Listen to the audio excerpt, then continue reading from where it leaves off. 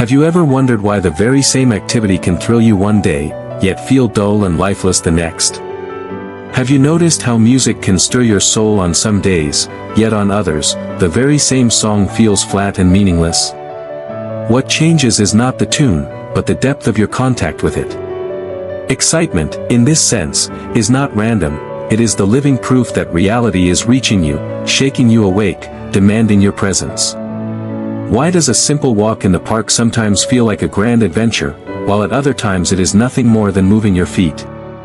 The world outside remains the same, yet the world within shifts. That spark of aliveness we call excitement may be the truest evidence that we are in touch with reality. Think of a moment when a conversation with a friend felt electric, every word alive with meaning, and another time when the very same friend's words fell heavy, almost lifeless. The difference is not the friend, nor the words, but the presence of excitement. For Fritz Perls, that excitement is not illusion, it is reality itself vibrating through us. Have you ever watched a child playing, eyes wide with wonder, and thought, why do we, as adults, so often lose that spark? Perhaps the child is not in a fantasy at all, perhaps they are more awake to reality than we are. Excitement is the pulse of life reminding us that we are here, now, truly alive. Perhaps excitement itself is not just a passing mood, but evidence of something deeper, evidence of reality touching us, as Fritz Perls, the father of Gestalt therapy, suggested.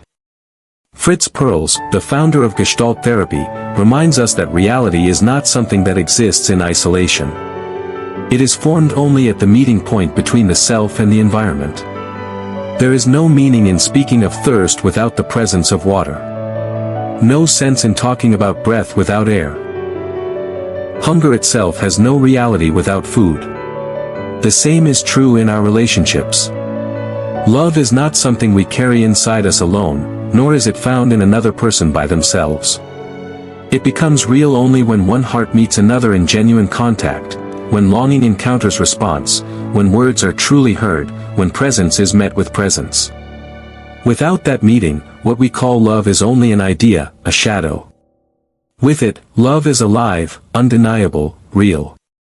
Perls gave a name to this meeting place of self and environment. He called it the contact boundary. It is here, at this delicate edge, that reality becomes alive for us. A good contact is not flat or mechanical, it is the spark that makes things exciting, novel, and worth engaging with.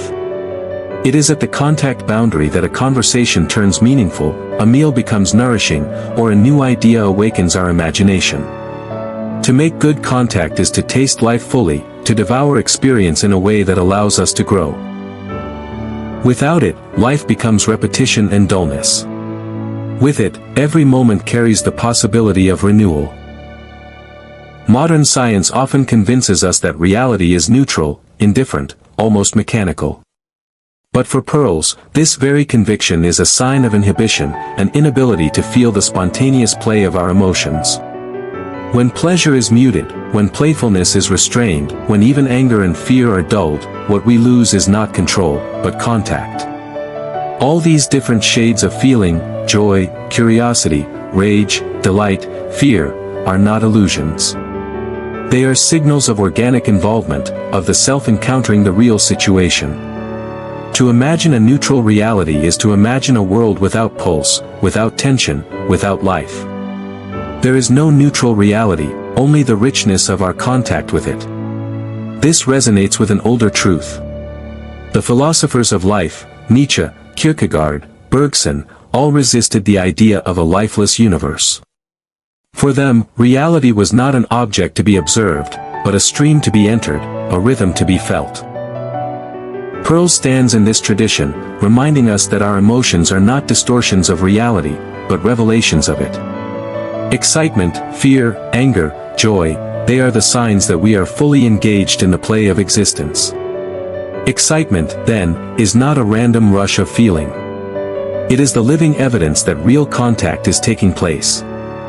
When we feel excited, it means that the boundary between self and environment has opened and something meaningful is flowing through. Think of it, Excitement when learning something new, excitement when meeting someone whose presence awakens us, excitement when creating, playing, or even struggling towards something that matters. In those moments, we know without doubt that life is touching us, shaping us, moving us forward. Perls saw this excitement not as distraction or indulgence, but as the pulse of growth itself. To follow it is to remain alive, in contact, in reality. But just as excitement reveals reality, its absence tells another story. When life feels dull, when apathy weighs heavy, when everything seems flat and colorless, it is not because reality has disappeared, but because our contact with it has weakened. Apathy is the mark of lost connection. We eat without tasting, we speak without hearing, we move without presence. The world may still surround us, yet it does not touch us. In such moments, reality becomes thin, almost ghost-like, because the meeting point, the contact boundary, is closed. Perls would say that dullness is not proof of a neutral world, but proof that our involvement has receded. Where there is no excitement, there is no growth. Where there is no contact, there is no living reality. Imagine 2 mornings. On one, you wake up, grab your phone, check messages, sip your coffee mechanically, and rush into the day. Everything is done, yet nothing is felt. Hours pass, but you can hardly remember them. On another morning, you wake and pause. You feel the coolness of the air, the warmth of the coffee in your hand, the song of a bird outside the window. A small message from a friend carries warmth, a stranger's smile on the way to work lingers in you. It is the same day, the same city, the same routine, but in one, reality is absent, while in the other, you are in contact. The difference is not the world, but the depth of your meeting with it. A good contact and healthy contact boundary is vital for being real. Mounting excitement and spontaneous action with rhythmic follow-through is what real life is, rest is all illusion. And this is why it becomes essential to understand what good contact truly means, the kind of meeting with the world that nourishes and transforms us. That, I will explore in my next video.